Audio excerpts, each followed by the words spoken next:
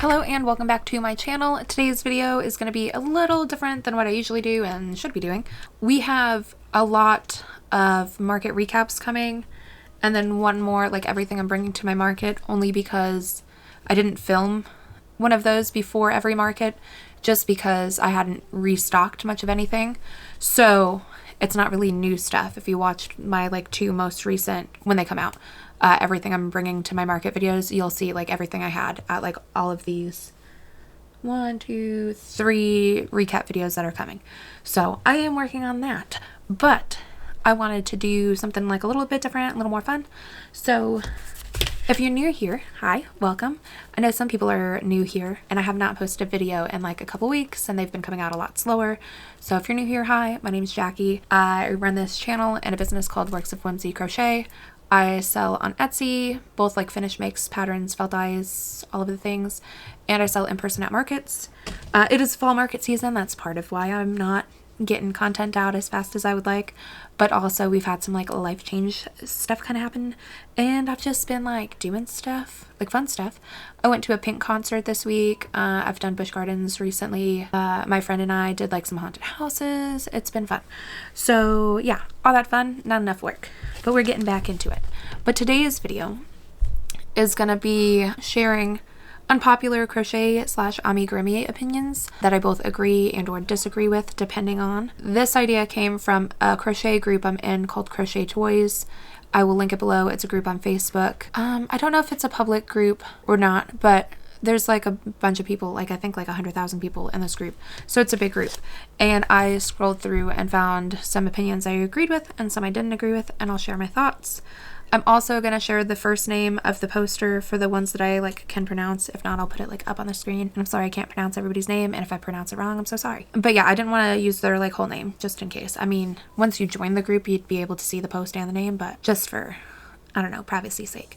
So the first one that I seen that I do mostly agree with was posted by Madeline from Madeline Mako. If you guys know her, she's in the group. She is very active in the group too. So if you guys want to like fangirl every time she like says something or find out like new patterns she's dropping, this is a good way to find out. She says sewing isn't that bad, to be honest. Every single pattern does not need to be no-sew. I do agree for sure that every single pattern does not need to be no-sew. And to a point, I agree that sewing isn't that bad. Like I can do arms, legs, tails now pretty easy. I get a little stressy about the face only because it like matters if something's like crooked and like a little bit wonky. It can be like troublesome when you're first starting out. But all in all, I don't find sewing too bad unless it's like dinosaurs and they have like spikes all down the back, because there's usually a lot of them and spacing matters, placement matters, so it can be like a little much. But for the most part, I do agree that sewing really isn't that bad once you've had practice. I definitely understand getting started, it sucks, but you get faster. The next opinion is yarn under is 100% better than yarn over and looks more professional. I do believe her name is Corinne or Corinne, but I'll put it here just in case I'm saying that wrong. This is a flat out no for me. Well, you're welcome to agree that yarn under is better versus yarn over, or even vice versa. I'm a yarn over kind of person. I definitely don't think it looks more professional because, for one, in a professional setting, you're going to be selling a lot of times to like customers at like markets and things who will, first off, call it knit, and second off, not visibly be able to spot a difference between like yarn under and yarn over. So when I think professional, I just think selling my stuff to the general public, and the general public does not know a difference. So, you know, that's where I disagree with that one. But I also, as somebody who can spot a difference, don't think one looks more professional than the other. I do think sometimes yarn under can have like an advantage if it's like a really detailed piece and it can make your details like a little bit crisper, but also at the same time, it really don't matter. That's how I feel about that. So I disagree with her. Yep. The next opinion is I crochet for money, not for pleasure already. And I do not know how to say her name at all. Maybe him. I don't know. So I'll just put their name here. I've pretty much started out just kind of crocheting for money. I do like to crochet, but there are very few things that I've just like crocheted for the pure simple fact of crocheting. I started in like November 2022. Oh wow, almost 2 years, like right now. But yeah, in the 2 years I've been in business, and I got into business like as soon as I learned crochet. I've kept very few things, so I am primarily at all times crocheting for money. But I do pick my own market prep, so like there's definitely some pleasure involved for that. But I don't know that I'll ever be just a hobby crochet kind of person. So I put that in. Yes, I agree. I crochet for money.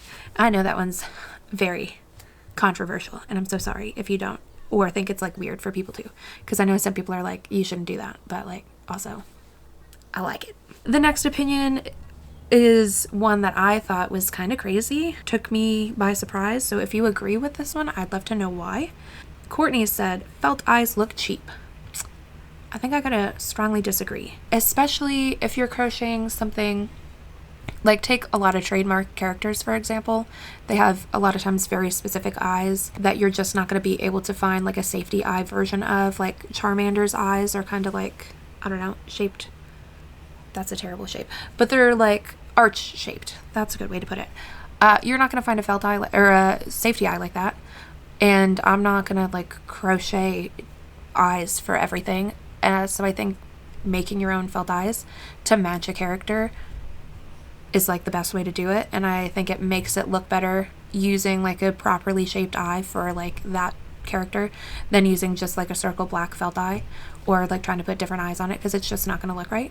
So yeah, I have to disagree. I don't think they look cheap, and I think a lot of times they can like really like, you know, put the final touch on stuff that you've made. The next opinion is, I have no interest in jumping on board with the latest crochet craze. I don't care if everyone else is making pumpkins, etc. And I think her name is Danette. I have to agree with that. Yes, I definitely don't jump on like the latest craze. On occasion, there might be one that sparks my interest, and I can't even think of anything other than maybe like popular patterns, but I wouldn't call them like a craze. Like, I guess it kind of is. I don't know. But you know, when Justin Bieber had that like blanket, everybody started making that blanket, and the Taylor Swift dress, like I don't do stuff like that. So I guess if it's made with like acrylic yarn or like, you know, a worsted weight, I'm probably not jumping on it. But if it's made with plush yarn, maybe. Depends on if it brings me joy or not. But yeah, I'm definitely not the first person to jump on board with something. I've still never made like a hexagon cardigan, hexi, cardi, whatever, you know, those things. I've thought about it, but I just don't be doing that. So yeah, I have to agree with Danette. I am the same way. The next one I also thought was kind of crazy. That's a hot take. She says, black yarn is easy to work with. Tabitha, what black yarn? Please tell me. Because the only time I agree with this, if it's like noonday sun, like right behind me through my like floor to ceiling window, and I'm sitting there with it, maybe it's not so bad. But like just under regular overhead lighting, I don't like it. Black yarn sucks, especially if it's like a fuzzy black yarn. And I've also come to start feeling that way about white yarns too. Like a crispy white yarn, that can be hard to see. And I don't know if it's, I'm 30 now, my vision's going. It's already gone. I haven't got contacts in. I normally wear glasses, so I like already can't see, so maybe that's the issue. But I find black and white yarn troublesome.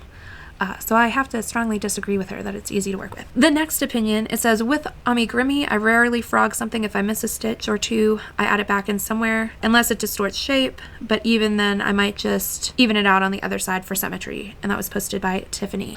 I have to say, I agree. I will lie my way through a row if I'm only like a stitch or two off. That's what increases and decreases were invented for, if you ask me. The next opinion, also by Tabitha, because she had some like hot takes. It says, asking for other vendors' bestsellers is completely irrelevant to you in your area and does you no good. I strongly disagree, because I think that's like a form of like market testing something. Because generally, you know, people aren't that crazy different. There are some things that might work in some areas better than others. Like Florida, you're going to probably do better with manatees than, you know, in a fully landlocked Midwest state. But generally speaking, if like people are getting into pot mushrooms, it's a fair take that there's some other people, children in another state that might also vibe with pot mushrooms, and that's how it like went. And you could be the person that like introduces the new like hot thing to your area. So it doesn't hurt to ask. So I disagree when she said it does you no good. Now, it's not 100% guarantee if it's selling somewhere that it's going to sell for you. So I do kind of agree to that point, but it's just a good idea to, you know, ask others what they're doing. Ideas at the very least. The next opinion was all patterns should come with a print-friendly option. A lot of us have trouble looking at screens to read patterns and don't want to waste ink printing photos on every single page. That was posted by Amber. I totally agree with this. I print every single pattern, so I do like a nice printer-friendly version. And a lot of my patterns, I try to basically, like if I'm going to have a picture, I'll put like see picture 3 and then put all of the pictures at the end of the pattern. I've experimented with that, or uploading like 2 versions, pictures and no pictures, just based on, you know, the fact that I like to print. Okay, battery died. What was I saying? Oh, printer friendly versions. If you're buying patterns on Etsy and there was not already like a printer friendly version like available that you guys can like download, you can message the seller and just ask if they can make you a printer friendly version, because a lot of times it just comes down to like duplicating a file and deleting the pictures and then attaching that to like the listing. I can't guarantee everyone will do it for you, but it doesn't hurt to ask because it is a pretty easy thing, and most of us that do digital files know our way around them pretty well enough to do that pretty quickly and easily, so something to consider. The next opinion is from Athena. It says, I prefer velvet yarns for amigurumi. I don't think velvet/plush yarns are that much of a nightmare to work with, in my opinion. As far as velvet yarn goes, I strongly disagree. I've worked with velvet yarn and it was terrible, and I made a bear and it was like this big and it took me like, I don't know, hours to do. Yeah, so velvet yarn, not for me. Plush yarns in general, I don't have an issue with like a lot of plush yarns, especially like if I hold it double like the Parfait Chunky, then I don't even have an issue with like the magic ring, and I don't have to like pay attention to tension. It just like works better. I don't know. But yeah, velvet yarns, that's gonna be a no for me. The next opinion is that Red Heart yarn is good and isn't as squeaky as people say, from Natasha. I do agree to a point that Red Heart is good. As far as acrylic yarns go, to me, they're just about all the same. Some of them have like a little bit of a sheen to them, so they like look better for different like applications. But some of them, you know, that are just kind of like regular acrylic yarn, there's nothing special about them. They're like all the same to me, pretty much. And I found Red Heart to like not be as scratchy or like squeaky when using it as people seem to think. I have found like old Red Heart at like thrift stores and things that does feel scratchy, so maybe that was just like a thing with like, you know, super old Red Heart, and they've gotten better with like their formula and how they make it, because it's really not been like terrible in my opinion. But I've not used a lot of Red Heart because that is not my preferred brand of acrylic yarn. The next one is blanket yarn is meant for blankets, not toys, by Sylvia. I disagree. You guys know everything I make is with blanket yarn, and it's all toys. The amount of blankets I've made with blanket yarn, 1. The amount of toys, probably like 1,000. Not learning to read patterns is doing a disservice to yourself, from Alyssa. I do agree with that. I think everyone should learn to read patterns if you can, just because, you know, you can freehand stuff, but if you want to make things that you've seen before, a lot of times it's easier to just learn to read the pattern. You know, there's only like a finite number of stitches, especially used in amigurumi, because they have to be tight enough to like not create holes. So when it comes to amigurumi especially, just learn to read patterns. It's not that bad. It does take some practice, but I think most people can do it. The next one is kind of controversial and maybe even a little bit mean. It says, everyone looks goofy AF running and buying popular yarn just to come back and say, what should I make with all of this? That was posted by a person named Shelby. Listen, no, because everyone knows that buying yarn and like buying patterns and actually crocheting are like totally separate hobbies. So like, I seen the yarn. I knew I wanted the yarn.